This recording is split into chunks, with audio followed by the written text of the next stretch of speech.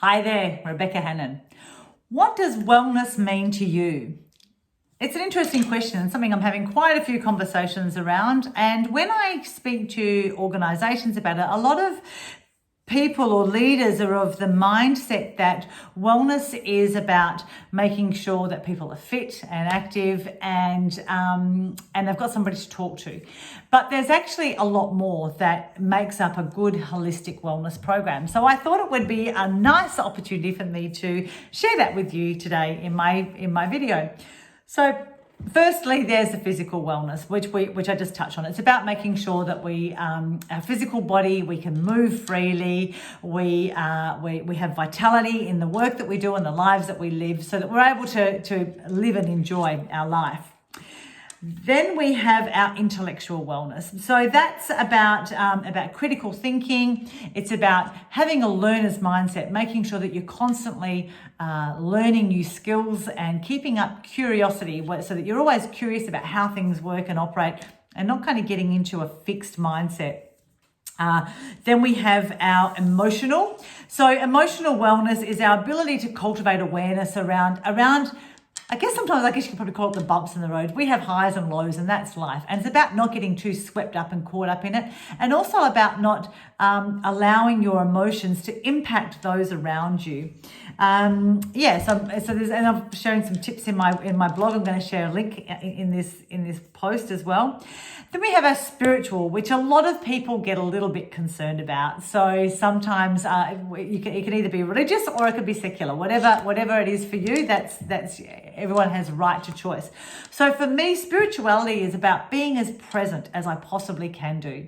It's spending time in nature, meditating daily, and making sure that I cultivate nurturing meaningful relationships with those around me. They're the things that help to keep me spiritually buoyant. Then there's social, and it's about making sure that there's some social engagement and interaction within the people in the workplace, and also about making sure that your people have a social life outside of work. I've just spent quite a bit of time working in mining, and a big problem up there is people going back to their rooms and not mingling or mixing with people. So it's making sure that people have social activities and engagements outside, open to making new friendships with a variety of different people, because we learn by meeting lots of different people.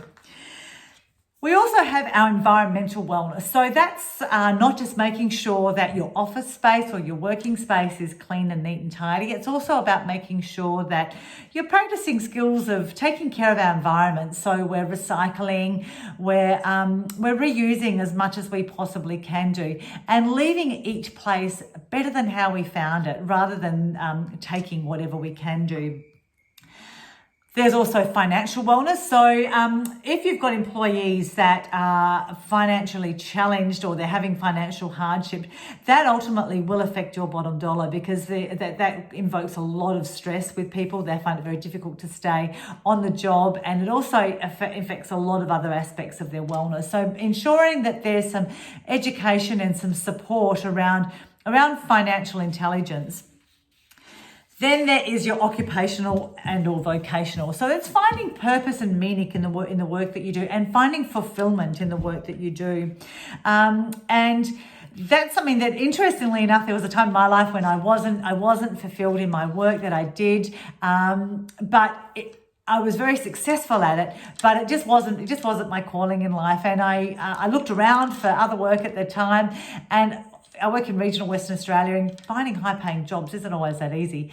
So I resigned myself to the fact that this was the best option I had to raise a young family and have no ceiling on my income, and learn to embrace it and love it for a decade, in fact.